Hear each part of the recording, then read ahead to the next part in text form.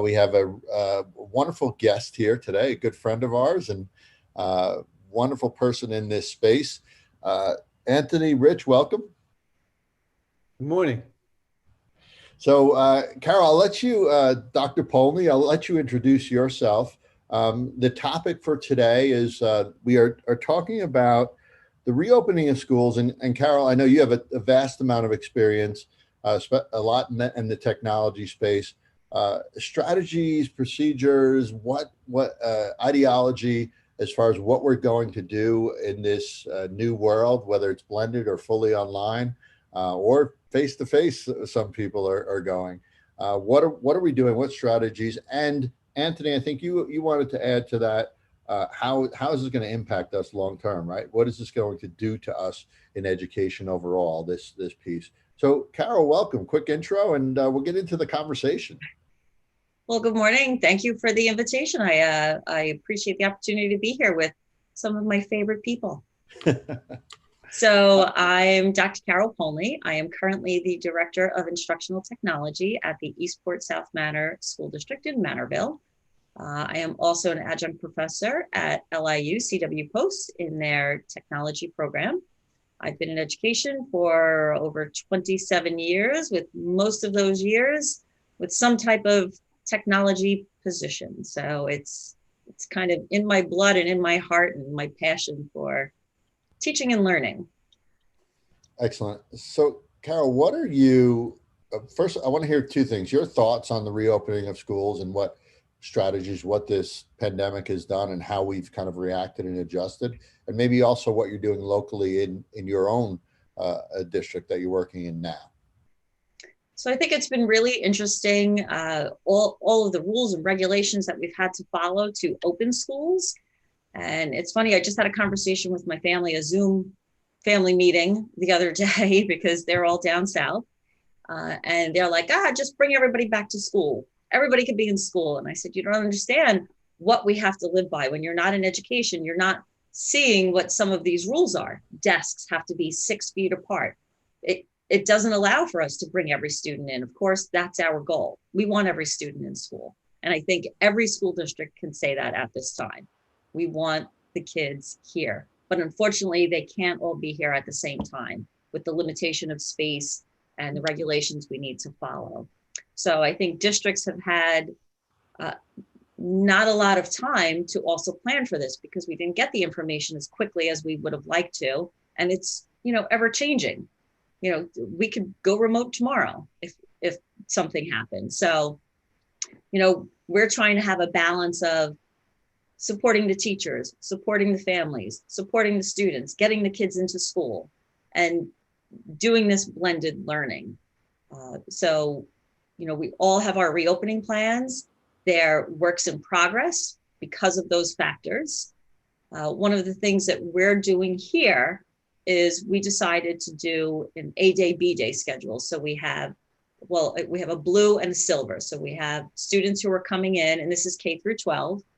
Students on blue days come in on Mondays and Thursdays. And then the silver students come in on Tuesdays and Fridays. All students are home remote on Wednesdays. All teachers are in school on Wednesdays. And, we're still learning how this is working.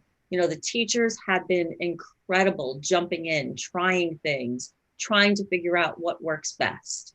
We have standardized on Google Meet for all of our meetings. We have synchronous learning, we have asynchronous learning, we have teachers who are going live in front of the camera, teachers who are just sharing their screens out with their students and teaching live, teachers who are posting assignments in Google Classroom. So we're a Google district, but K-6, we're using Google.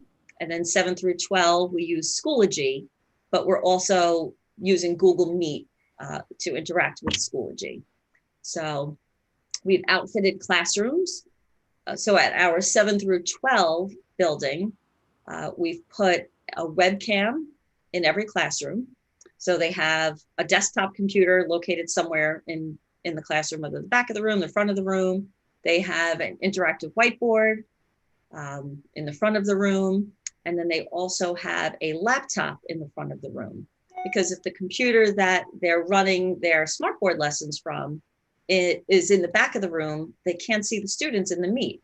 So they now have this laptop in the front of the room, and they have a second student account that they can log in so they can see their students, because that's really important to help build the culture of a classroom, especially in the beginning of a school year. You want to learn about your children. You want to learn about your students.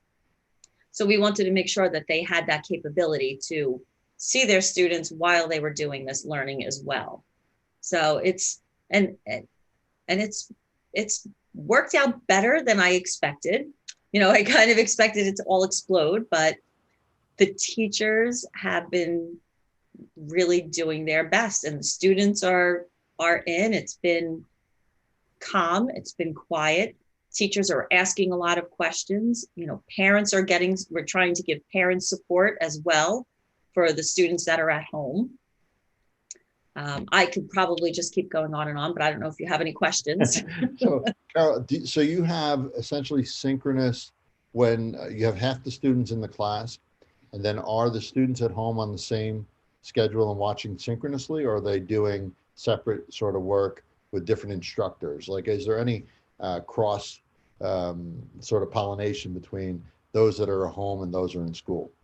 Yeah, so the students that are home, they log into the Google Meet and they meet with the class. It could be for 5 minutes, it could be for 15 minutes, it could be for the whole period. It just really depends upon the teacher, the grade level, the subject area. So there's that going on, but they all have to check in at some point because, with state regulations, we also have to be taking attendance of students who are remote and students who are in school. So we need to account for all of these students and the instruction that they're receiving. So they are checking in. We're waiting for Google Enterprise to come out with their new features of taking attendance and being able to do all of that. So that should be out shortly. We definitely bought into that because we think it's a good feature for our teachers to have. And so there's really a little bit of everything going on. The teachers seem to be leaning more towards doing some live instruction, but they can do a morning meeting. They can record their morning meeting and then post that. We've also purchased several licenses of different things for the teachers to help them. So we purchased Screencastify because we want our teachers to be recording their lessons and posting that for students to have as reference, because they're not always going to have the teacher to refer back to. And it's funny, we've been talking about the flipped learning model and recording lessons, and we've been talking about a lot of this for years. Not a lot of teachers do it, some do, Right. but now it's kind of mandatory. And it was funny, as you were talking about the attendance piece, I have 3 kids of my own, and they're all home for at least the 6 weeks here. And I'll hear them say, they don't say anything the whole class, but they'll say here, and they'll check in for the attendance. And it's like, wait, you're not really there, you're home, but you're saying you're here. So they're not in school. Yeah, exactly. Wow. So it's my daughter's a teacher in Florida and she's fully remote still. yeah. So we don't know what we're doing out here in Colorado, but it might be till December that we're on online distance. Anthony, Rich? My daughter just started and she's in Connecticut. They're in class. They're in class. Full classes? Well, they don't have full classes. They do the remote, like the AB day that you were discussing. Right. And she's a new teacher, and she's talking. This is her passion since she was a little kid. But it's a huge challenge. It's a huge challenge for the veteran teacher, but it's got to be a huge challenge for the new teacher who's. And I try to keep reminding her this is not really the way it's supposed to be. It's very extraordinary circumstances that you're dealing with, and it is. I just want to question, to you, Carol, as you've gone through this, particularly, and I want to just go back a little like to the March-June period where everybody was online, and obviously the possibility of going back online if this thing continues the way it has been. What have you seen is just if you can point out a few examples of some of the benefits and some of the positive outcomes from this disruption, as I think we call it and can call it. So one of the things we're doing here is we're going one-to-one with Chromebooks. So of course we placed our order. They're saying November, December, January. You know, we have some devices here, but it's going to eliminate that inequity. So I think that's a big benefit, that all students will have the tools that they need, you know, when we get them in. Because that's still a challenge for us right now. We don't have enough devices to give to everybody, to outfit every classroom, to give to every teacher. So with the order we placed, we will be able to do that. Every teacher will get a device, every student will get a device. And I think that's important, because I think that's one of the things that not every teacher has embraced the use of technology. And because of my background and, you know, my passion for technology, this has kind of forced everybody to use technology in some capacity. Yes. And I met with a teacher yesterday and she said, I'm technology illiterate. I don't know how to do anything. I don't know what to do. Can you just show me? So we put a webcam in her classroom. We showed her, this is the one you do this. This is the computer that you mute. We tested it. I took her down the hallway and I joined her meet with my phone and showed her what students at home see. And I think that's part of it. They just don't know what's happening at home and they can't see that piece. So when you give them the opportunity to see that piece, they feel much more confident and ready to say, oh, okay, now I know that they're getting it. They're seeing what I want them to see. So I think it's allowing teachers to reach out more. They're going outside their box and their norm, which, you know, I think change is good. So, you know, I always embrace change. So I think this is an opportunity that we're seeing teachers change. One of the downsides I see, I think it's becoming a little too passive learning for students, just because teachers just need that support of how to make online learning a little more engaging. So that's what we are working towards, and we're trying to help support our teachers do. Like, what are some tools that you can use and how can you do this? And what's going to make it engaging, not just watch a video, answer some questions. We want to get away from that. That was old teaching. Then we were getting into working with groups and collaborative learning, and now they can't be near each other. So, you know, really trying to find that balance. Yeah, Carol, I see, and Rich, I want to hear from you as well. I see that same trend with my own students. A lot of teachers that if they don't understand how to really engage with the technology, they're defaulting to traditional means, just almost chalk and talk, but with Zoom or with WebEx or with Meet, right? And it's really unfortunate that that happens, but it's on us to keep pushing. And one thing you mentioned about the teachers, I remember having a conversation with Rushton Hurley, who was really big on the education circuit way back when. And he mentioned that technology for teachers, they think it's like this really wide gap, but the reality is it's just a little tiny gap. You just have to have them understand and give them one little connection to say, oh, that's not that bad, right? And I think COVID has done that for teachers. Yes. They're like, all right, I don't have a choice, and show me something. And no, it's not that bad. So I think a lot of teachers have had those moments because they have to. 100%. You know, they had no choice when it happened in March of having to do something online, whether it was live teaching or posting assignments or anything. They had to do something. And some of them took it and ran with it. And then you have all these vendors and tools that were like, here, use everything for free.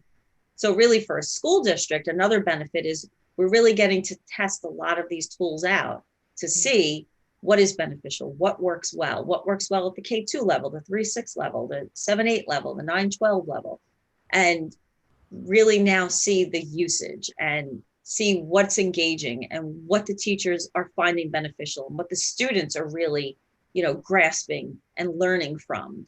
So, you know, that's been a really big plus for us as well. And it's promoted, I think, the sharing of collaboration, sharing of best practices, sharing of different, like you said, tools. It's promoted a lot of that. Rich, I'd love to hear your thoughts. Yeah, there's so many things to respond to. One thing that both you and Carol were saying, Al, reminded me of talking heads. It's one thing to stand in front of a classroom and say, we lost the War of 1812. online or in face-to-face is the same crappy methodology. Right. And it's easy for people to default to that if that's where their level of expertise, or rather of proficiency, is with all this. But Carol, the thing that really struck me, and I got a list here, I'm not going to read all of them back, but forgive the highfalutin words, is I wrote the cross intersection of considerations, which is a fancy set of words for all the intervening issues and themes that the good leaders would need to account for to make the whole with a W work. I mean, you mentioned, and I'm not going in any order, you mentioned support. So someone's got to come up with a support system for the folks wherever they are on the continuum. The passivity issue is an instructional issue, even that much more in terms of supervision and support for that. You mentioned the issue of inequity, and then we can do 10 shows on that. So clearly you recognize that somehow or another you needed to account for that. And then you mentioned the word culture too. I appreciated that because, and I like the way you framed it too. When you talk about the need for teachers to establish the ordinary classroom culture that they always do the first several weeks of school opens, has to be somehow adjusted to make all that happen within the tech world. The physical layout. I mean, and then not to mention, you said it, but I wanted to emphasize it that much more, is the infrastructure, the tech infrastructure. You know, the moment one of those little cameras breaks down and all the world falls apart for that teacher. It's happened to all of us even now, I'm sure, or of course our attempts to be somewhat proficient at this. All of those things mean you need somebody to slide down the fireman's pole to go over there and help all that out. And so there's all these balls up in the air that have to be juggled and accounted for by the good leaders. So in terms of pulling this plan together, I know you say it's still a work in progress. I expected you to say that, given how I know you think. Tell me about some of the skills that leaders need to have to make this all work for children. You need to be able to multitask, first of all. And be very organized. But thankfully, I work with a really great team here. My superintendent he was like, can we get webcams? Can we order them now? Like, he's all on board with what are we doing with our students? How are we helping our teachers? And then our assistant superintendents, one of them is responsible for the L students. So we wanted to make sure that our L students are covered, that we're giving them the tools that they need. So their schedules are a little bit different. Some of them are coming in every day, same with our special ed students. They're coming in every day, but they're still being in their cohort. So they may not be in the classroom on the blue day because they're the silver cohort, but they're in the building in another location. So they're still being supported, and they're getting, they're being provided the education that they need and the support that they need. So we took that into account as well. And our assistant superintendent for curriculum and director of K-5 curriculum and instruction, they've really worked with the principals on, what is it that we need in the buildings, and how are we going to share information out with teachers, and what kind of information should we be sharing? So we're doing a lot of creating, here's what a sample day could look like. Not necessarily it has to be this way, but here's what it could look like. Start the day with a morning meeting at the elementary level. Start the day with a morning meeting, students check in. Then you go into your ELA lesson. Students who are at home are checked in for a little bit, then they're going off and they're doing their own work and they don't have to be online, and then they're checking back in for their math lesson. So they could check in a couple of times a day, and then they're ending the day together as well, having, a meeting at the end of the day. So they feel like they're in school, but also putting young students in front of computers for 6 hours a day, that's not reasonable. That's not feasible. It's not healthy for them. Yeah, that And, well and we said, Carol. recognize Yeah, that. yeah, well said.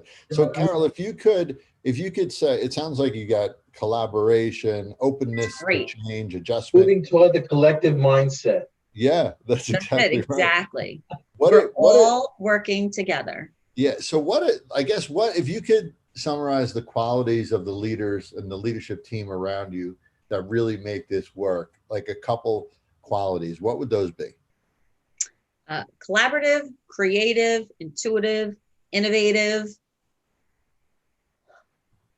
Those are great. organized, Yeah, those Great. are thoughtful. great. You know what? And really caring about kids.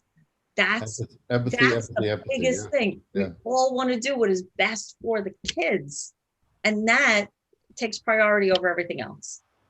What A is our theme why? that- Why are a- we doing this? A theme that probably should be in education in general, right? Like we shouldn't. I think COVID has made us realize again that, hey, kids first, right? That's it. I think it's kind of sort of rehoned our focus on what's important. But that's wonderful. Anthony, were you going to say something? Sorry. No, this whole, what you just mentioned is I can say this without unequivocally, the passion that the three of us have, which has led us to even down this road of leadership redefined and the collective mindset. And it sounds like you have moved in that direction. And I only hope that that's the case in many districts. I don't know if that's true for all school districts. A lot of it's going to have to do with, to use Rich's term, the culture that exists there. But I want to just quickly ask, just put your get your crystal ball out, and